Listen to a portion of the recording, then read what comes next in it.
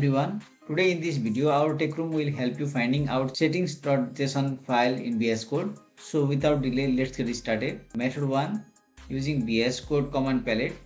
To open command palette, we can use keyboard combination. In Windows and Linux, we can press Ctrl plus Shift and P. If you are in Mac, we can use Command Shift and P. I'm in a window environment, so I am pressing Ctrl Shift and P from my keyboard. So it will open command palette. Here just type settings.json. Here we can see three settings: user setting, default settings and workspace setting. As we are going to apply global changes in VS Code, so we go with this user preference setting. So just click on this, and any changes made in this JSON file will reflect to all the project. And if you want to reflect only in the workspace basis, then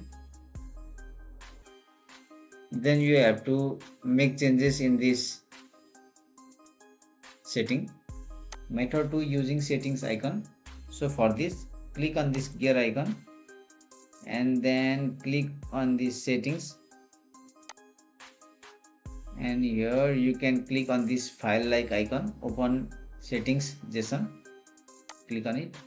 Yeah, here also we got the same settings.json file. Method 3, using file explorer. So for this you have to go to your computer, open, and your type user profile, %user profile, and then press enter. Then after that go to app data. By default app data is hidden for us, so for this you have to click on view, and then you have to check this so that you can view this folder. After that, click on app data, then roaming, then code. After that, you have to click on user.